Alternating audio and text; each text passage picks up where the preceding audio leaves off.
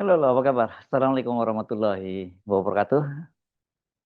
Selamat menikmati akhir pekan. Saya Hersun Arif, senang sekali bisa kembali menjumpai Anda semua. Sejumlah partai politik pendukung koalisi pemerintah secara terbuka menyerukan dukungan kepada Presiden Prabowo untuk maju kembali pada Pilpres 2029 alias Prabowo dua periode. Gerindra secara terbuka juga menyambut seruan tersebut kendati belum merupakan sikap resmi. Ya. Ironisnya nama Gibran sama sekali tidak disebut. Bahkan ada partai yang secara terbuka menyatakan tidak akan memasangkan kembali Gibran sebagai calon wakil presidennya Prabowo pada Pilpres 2029 nanti. Situasi ini sangat kontras dengan keinginan dari mantan Presiden Joko Widodo yang berkali-kali dia menyatakan bahwa dia ingin putranya itu kembali mendampingi Prabowo dengan tagline Prabowo Gibran dua periode. Bahkan Jokowi mengaku dia telah menginstruksikan kepada seluruh relawannya untuk mensosialisasikannya. Ketua Umum Partai Kebangkitan Bangsa Muhaimin Iskandar seusai audiensi bersama seluruh pengurus daerah PKB dengan Presiden Prabowo pada hari Rabu 4 Februari mengaku puas dengan kinerja Presiden Prabowo dan ya kata dia setidaknya ini dua periode lah Pak Prabowo itu. Tapi Muhaimin sama sekali tidak menyebut nama Gibran. Wakil Ketua Umum Partai Amanat Nasional Edi Suparno juga menegaskan komitmen partainya mendukung kembali Prabowo maju pada Pilpres 2029. Namun untuk cawapresnya dia malah mengajukan nama Zulkifli Hasan, sang ketua umumnya. Sang ketua ini Zulkifli Hasan adalah ketua umum Partai Amanat Nasional. Sinyal bahwa Partai Amanat Nasional tetap akan mendukung Prabowo, tapi tidak Gibran ini sesungguhnya sudah jauh-jauh hari disampaikan oleh Ketua Umum Partai Amanat Nasional Zulkifli Hasan. Pada saat menggelar Halal Bihalal pada 20 April 2025, Zulhas menyatakan mereka akan kembali mendukung Prabowo karena program kerjanya itu dia nilai pan banget. Namun siapa yang akan menjadi calon wakil presidennya ya harus dibicarakan lebih dahulu kata dia. Bagi Zulhas yang penting PAN masuk empat besar. Namun sekarang melalui Edi Suparno, Wakil Ketua Umum, dia menyatakan meskipun itu kata dia itu pandangan pribadi, dia menginginkan Zulkifli Hasan sebagai calon wakil presidennya Prabowo. Sebuah pilihan yang masuk ke akal, saya kira bagi sebuah parpol, apalagi kalau targetnya empat besar yang mereka canangkan itu nantinya sukses ya. Ngapain mendukung figur non partai seperti Gibran yang kinerjanya dipertanyakan dan elektabilitasnya juga jeblok. Dalam politik elektoral ini disebut sebagai kotel efek. Ya, seorang kandidat tokoh yang diusung atau didukung itu bisa memberi kontribusi terhadap elektoral parpol. Tapi kalau Gibran yang dicalonkan sejak sekarang, saya kira ini dipastikan bisa jeblok dan target empat besar yang dicanangkan oleh PAN ya akan sulit terwujud. Partai-partai koalisi lain seperti Golkar dan PKS sikapnya sama. Sekjen Golkar, Sarmuji secara diplomatis menyatakan soal pencalonan pada Pilpres 2029 itu lebih mudah disiapkan dan dijalankan bila visi dan misi pemerintahan Prabowo sukses dijalankan. Ini mesti kita beri catatan ya Golkar. Ini Golkar di saat ini di bawah kepemimpinan Bahlil itu jelas meskipun dia menyatakan mereka bagian dari pemerintahannya Prabowo, tapi ya, kita tahu Bahlil siapa. Bahlil adalah proksi dari Jokowi. Tapi tentu dia tidak mungkin menyatakan bahwa sekarang mereka yang mendukung Gibran, tapi tidak mendukung Prabowo, misalnya gitu ya. Nah, ini sangat tergantung bagaimana masa depan Golkar. Kalau Bahlil bisa bertahan di pucuk pimpinan Partai Golkar, kemungkinan peluangnya ini dimanfaatkan oleh Jokowi sangat besar begitu. Tapi kalau di tengah jalan nanti Bahlil itu didongkel dan itu digolkarkan biasa saja seperti itu, ya ini sangat mungkin petanya berubah. Dan kita tahu selama ini Golkar memang meskipun dia menjadi partai besar, biasanya selalu dua besar atau tiga besar, tapi mereka tidak pernah sukses membawa atau mengusung calon presidennya sendiri. Itu hanya terbatas pada Munas, Partai Amanat Munas gitu. Tapi sampai sejauh ini Golkar nggak berhasil menempatkan eh, kandidatnya sebagai calon presiden, bahkan wakil presiden pun sekarang ini belum ada yang sukses. Kalau waktu itu ada Pak Yusuf Kala yang menjadi calon wakil presidennya dari SBY, dia waktu itu tidak atas nama Golkar. Baru setelah dia terpilih menjadi wakil presiden, dia mengakuisisi, mengambil alih kembali Golkar. Sarmuji itu berdiplomasi bahwa ini kalau soal pencalonan itu lebih mudah disiapkan dan dijalankan bila visi dan misi pemerintahan Prabowo sukses. Dan kalau rakyat cinta urusan 2029 mudah, kata Sarmuji. Sementara Sekjen PKS Muhammad Khalid menyatakan mereka fokus mengawal pemerintahan Prabowo sukses melaksanakan janji-janji politiknya. Nah, ini mesti dicatat ya. PKS adalah partai yang sebenarnya pada Pilpres kemarin menjadi mengusung lawan politik dari Prabowo, yakni Anies Baswedan. Yang di situ kan sebenarnya ada Nasdem, ada PKS, ada PKB. Kalau PKB tapi cepat sekali switch-nya ini. Sekarang ya bersama dengan PKS mereka masuk dalam pemerintahannya Prabowo Gibran dan menempatkan menterinya. Sementara satu partai lagi yakni Nasdem tidak menempatkan menterinya di kabinet Prabowo Gibran dengan alasan mereka tidak berkeringat.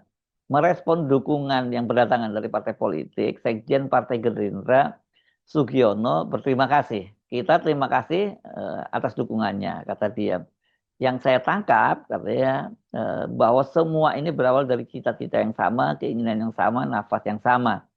Beliau memimpin dan dalam kepemimpinannya, dalam menjalankan program-programnya, teman-teman juga merasakan bahwa kita masih konsisten di garis itu. Masih kuat di garis itu dan saya kira ya kalau cita-citanya sudah sama, nafas yang sama, keinginan sama ya, kata Sugiono. Ini jawaban dia sangat diplomatis. Mengapa Sugiono sikapnya seperti itu? Ya karena Pak Prabowo sendiri kan sudah mewanti-wanti agar para kader Partai Gerindra itu tidak lagi menggaung-gaungkan soal 2 periode. Walaupun itu adalah amanah dari Kongres luar biasa, tapi kata Prabowo ya kalau program kerja dia sukses memenuhi janji-janjinya, program kerjanya jalan, nanti baru diomongin itu. Tapi kalau enggak, kata dia jangan dicalonkan dia. Itu kata Prabowo. Nah, bagaimana dengan soal calon wakil presiden? Sugiono menyatakan bahwa Partai Gerindra belum membahas hal tersebut. Kita belum pernah membuka pembicaraan itu. Ini kelihatan topik soal calon wakil presiden ini sangat dihindari ya.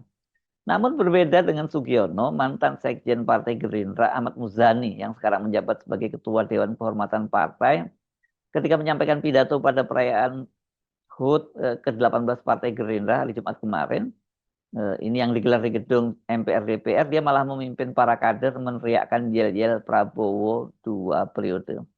Kalau saya mengatakan Gerindra jawabannya menang, Prabowo jawabannya presiden, presiden jawabannya 2 periode.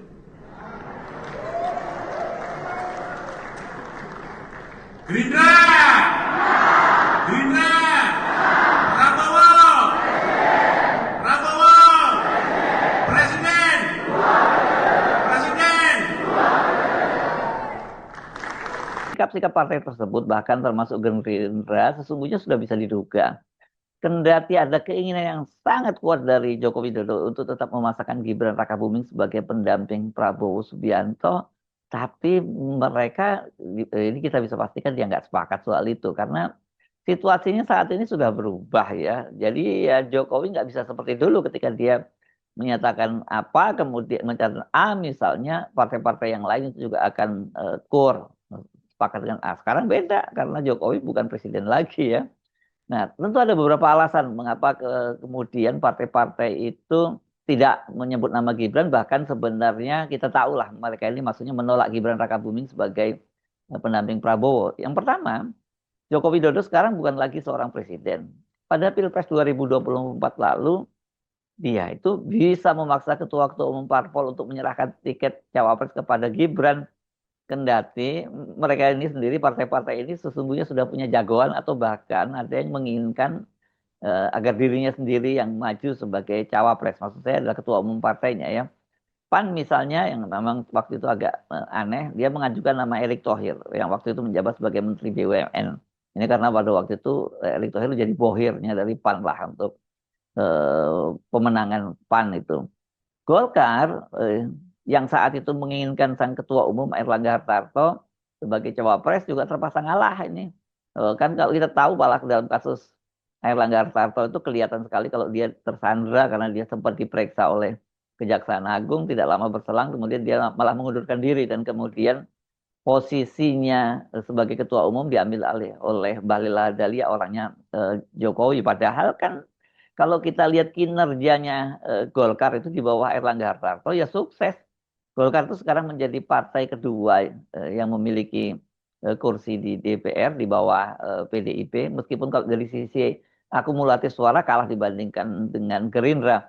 Dan Golkar juga ini di berbagai daerah yang lebih merata malah sebarannya mereka juga menempatkan kadernya menjadi ketua DPRD. Jadi artinya perolehan kursi maupun suaranya terbesar. Dan ini yang menjelaskan juga mengapa Golkar belakangan ini termasuk yang gigih mendukung agar pilkada tidak dilaksanakan lagi secara langsung tapi dipilih melalui anggota DPRD. Golkar pasti akan banyak diuntungkan. PKB yang menjadi partner koalisi paling awal bersama Gerindra, walaupun akhirnya hengkang karena Muhaimin tidak mendapat tiket sebagai calon wakil presiden. Ya, sekarang ini kemungkinan masih mulai ngincer-ngincer lagi, mulai melihat peluang-peluang. Apakah mungkin justru Muhaimin sendiri lagi yang maju sebagai calon wakil presidennya Prabowo. Prabowo dan Gerindra dengan kalkulasi konstelasi politik saat itu ya, pas ini tahun 2024, ketika Jokowi masih jadi presiden, dia pasti kemudian lebih memilih Gibran ketimbang calon-calon lain ya. Ya karena apa? Dengan penguasaan Jokowi terhadap infrastruktur kekuasaan, mulai aparat birokrasi, termasuk aparat penegak hukum, bisa dipastikan siapapun calon yang didukung oleh Jokowi itu dipastikan akan memenangkan Pilpres. Makanya pada waktu itu PDI sebenarnya sudah sangat optimis di Ganjar itu akan menang Pilpres karena didukung oleh Jokowi. Tapi ketika tiba-tiba Jokowi mengalihkan dukungannya ke Prabowo, tiba-tiba ya apanya elektabilitasnya drop jauh gitu. Tentu kita tidak bisa menafikan ada faktor kotil efek dari Jokowi sebagai presiden incumbent. Tetapi yang nggak kuat itu karena ya pada saat itu Jokowi mengerahkan segala macam infrastruktur kekuasaan itu, mulai dari bansosnya, kemudian aparat penegak hukum dan lain-lain. Ini yang saya kira sama-sama dipahami oleh mereka yang ada di kabinet. Dan kita ingat Prabowo kan pada waktu itu juga berada di kabinet, yakni menjadi menteri pertahanannya dari Joko Widodo. Dia pasti bisa mengkalkulasi dengan lebih jelas bagaimana kekuatan Jokowi pada saat itu.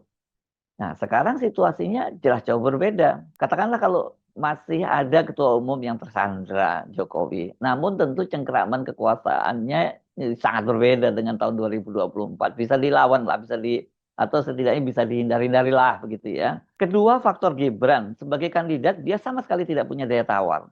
Kekuatan Gibran dia terletak pada bapaknya, sementara bapaknya tidak lagi berkuasa. Itu yang jadi problem ya. Ini kan kalau netizen menyebutnya cari kerja aja dia carikan oleh bapaknya. Sekarang harus kalau dia bersaing dan bapaknya nggak berkuasa ya peluangnya sangat berat. Sebagai incumbent, Gibran ternyata tidak bisa mengkapitalisasi dan mengkonversi jabatannya itu menjadi elektabilitas atau kalau tidak elektabilitas ininya lah popularitasnya lah gitu ya. Dalam berbagai survei elektabilitas Gibran itu jeblok. Bahkan dalam survei terbaru dari Median dia kalah jauh dibandingkan Anies Baswedan yang oleh para pendukung Joko Widodo disebut sebagai pengangguran. Masa Anies yang pengangguran berada hanya satu tingkat di bawahnya Prabowo, sementara Gibran itu di peringkat ketujuh. Kecil banget di bawah Agus Harimurti Yudhoyono. Harusnya kan Gibran setidaknya setelah Pak Prabowo ya Gibran gitu. Ketiga, soal ijazah Jokowi dan ijazah Gibran, ijazah SMA Gibran ini menjadi faktor yang mendowngrade citra keduanya. Jokowi ini nggak salah kalau dia menyatakan bahwa isu ijazah palsu merupakan agenda besar merusak reputasinya. Nah, ini yang jadi masalah. Ada orang besar di belakangnya. Dia benar bahwa reputasinya itu hancur karena isu ijazah itu. Tapi bukan karena ijazahnya itu, tapi karena sikap dia yang tidak segera menunjukkan ijazahnya ke publik. Padahal itu kan soal sederhana. Kalau dia punya ijazah asli, tunjukkan saja ke publik. Selesai itu. Nah, makin hari sekarang ini jumlah mereka yang percaya bahwa ijazahnya Jokowi itu palsu makin besar. Yang percaya bahwa ijazah Jokowi itu asli itu makin hari makin turun. Ya itu tadi, karena dalam berbagai kesempatan Jokowi menyatakan bahwa dia akan membawa ijazahnya, bahkan bukan aja ijazah sarjana dari kehutanan UGM, tapi mulai dari SD, SMP, sampai SMA. Tapi ketika waktunya tiba ternyata boro-boro ijazahnya, dianya pun tidak nongol dan ijazahnya fotokopinya pun tidak ditunjukkan kepada hakim. Nah, ya, nah itu yang pertama. Yang kedua, dia juga salah menyebut ketika ada orang besar di belakangnya karena ini jelas membuka front pertempuran baru. Yang pada waktu itu pertama dikaitkan dengan Megawati, yang kedua dengan SBY. Ya karena Megawati itu saja karena permusuhan mereka setelah Jokowi mengkhianatinya. Sementara kalau SBY ini kan ya sudah menjadi rahasia umum, dia menggadang-gadang putranya Agus Harimurti Yudhoyono menjadi calon presiden atau setidaknya calon wakil presiden. Ya sah-sah saja selama jangan kayak Jokowi menggunakan kekuasaannya sebagai presiden terus mengubah aturan di Mahkamah Konstitusi, dan itu kemudian oleh Hakim Mahkamah Konstitusi Arief Hidayat yang baru saja pensiun itu dikenang sebagai salah satu momen yang terburuk yang kemudian menyebabkan Indonesia sekarang ini sedang tidak dalam baik-baik saja. Soal ijazah Gibran bagaimana? Ini lebih serem lagi. Investigasi yang dilakukan Roy Suryo dan Rismond semakin memperkuat dugaan bahwa dia memang tidak punya ijazah SMA. Roy Suryo itu sampai dibela-belain terbang ke Sydney, Australia, sementara Rismond ke Singapura. Dan yang menarik, Rismond itu kemudian menerbitkan dalam sebuah buku dengan judul Gibran Endgame, Wapres tidak lulus SMA. Wah, ini yang saya kira kalau kemudian terbukti ini dan kelihatannya ini jauh lebih mudah pembuktiannya dibandingkan ijazahnya Jokowi, ini ada implikasi hukum pidana maupun ketatanegaraan. Kalau Jokowi ya sudahlah, reputasinya hancur, tapi kemungkinan juga bisa dia dituntut karena dia memberikan dokumen palsu. Kalau memang sekali lagi kalau betul ijazahnya itu palsu.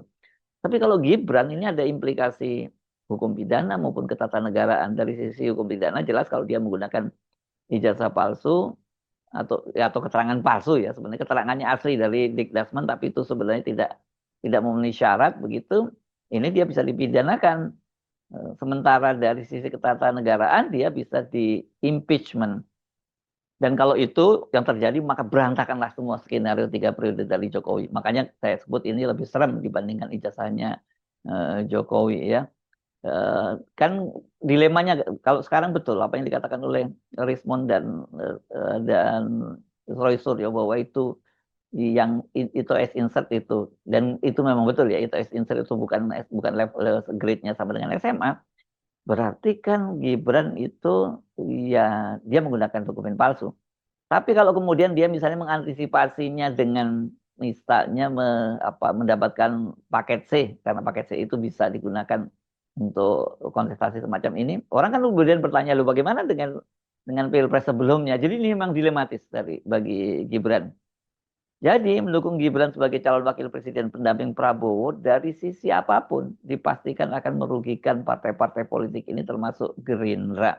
Jadi bukan kotel efek ini, tapi setelah downgrade ya Gibran akan menjadi beban gitu ya. Bukan jadi liabilitas kita sebutnya, political liabilitas gitu ya.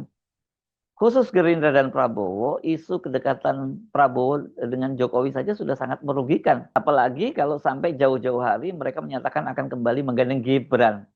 Jadi isu Gibran ini kalau buat partai-partai lain ya sekedar ngeles saja, bahkan ada yang berani terbuka seperti Partai Amanat Nasional. Tapi kalau bagi Prabowo dan Gerindra itu memang dilematis.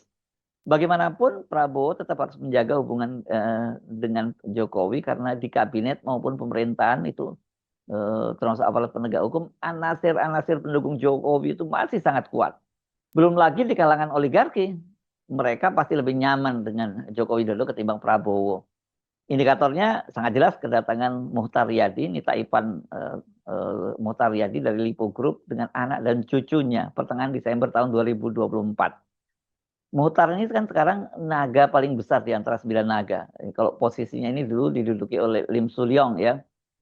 Datuk Tahir, pemilik Mayabada Group yang juga menantu Muhtar Yadi pada Desember tahun 2025, jadi belum lama lalu, juga menemui Jokowi di Solo. Ini ya nggak biasa-biasanya seperti ini buat para Taipan itu, mereka tuh biasanya follow the power lah, mengikuti siapa yang berkuasa. Pasti mereka harusnya kalau Pak Prabowo yang berkuasa ya mereka datangnya ke Pak Prabowo. Kalau tuh mereka tidak datang ke Pak Prabowo, mereka juga tidak akan datang ke Solo karena ini kan terkesan membuka front pada pemerintahnya Prabowo. Kendati katakanlah Pak Prabowo punya kedekatan dengan Pak Jokowi, tapi ketika mereka lebih memilih sowan kepada Pak Jokowi, dibela-belain sampai ke Solo, ya jelas ini akan ditangkap secara berbeda oleh Pak Prabowo. Tetapi ternyata mereka tetap lakukan. Jadi pasti para Taipan ini sudah punya kalkulasi politik sendiri. Jadi melihat masih banyaknya dukungan terhadap Jokowi di pemerintahan maupun juga di kalangan oligarki, jalan yang paling aman bagi Gerindra adalah mengaminkan dukungan-dukungan partai politik tanpa menyinggung-nyinggung siapa yang akan digandengin sebagai calon wakil presiden. Lagi pula Pilpres 2029 masih jauh, peta politik bisa dengan cepat berubah. Gibran bisa saja dia nggak bisa maju menjadi calon wakil presiden kalau tadi soal ijazahnya itu kemudian terbukti bahwa dia tidak punya ijazah SMA. Jadi dari kalkulasi apapun menggandengkan Prabowo dengan Gibran pada Pilpres 2029, apalagi itu dilakukan jauh-jauh hari, ya, bagi Gerindra maupun parpol lain itu bakal menjadi liabilitas besar atau menjadi beban yang sangat berat, dan itu akan sangat merugikan. Sulit kita membayangkan misalnya seperti PKS gitu ya, tiba-tiba sekarang kita dukung Prabowo Gibran, wah salam ini partai. Begitu juga Demokrat. Kalau Demokrat pertimbangannya tuh ada faktor faktor Agus Harimurti Yudhoyono ngapain? Mesti mendukung Gibran. Kalau mereka punya calon yang jauh lebih bagus dibandingkan Gibran, kan begitu pas cara berpikirnya Demokrat gitu. Bahkan termasuk Nasdem. Rasanya juga mereka tidak akan mendukung Gibran. Ini salah satu buktinya adalah pada Pilpres lalu kan mereka lebih memilih mendukung Anies meskipun risikonya mereka itu secara politik, secara bisnis itu harus membayar sangat mahal. Partai-partai lain saya kira kok hal yang sama. Satu-satunya partai yang saya kira pasti akan terbuka secara terbuka mengusung pasangan Prabowo Gibran itu adalah PSI. Ya memang PSI itu sekarang disiapkan oleh Jokowi untuk mendukung pencalonan Gibran pada tahun 2029 lagi. Apalagi kan keputusan Mahkamah Konstitusi menyatakan sudah menghilangkan presidensial threshold. Saya Arif, sampai jumpa lagi. Wassalamualaikum warahmatullahi wabarakatuh.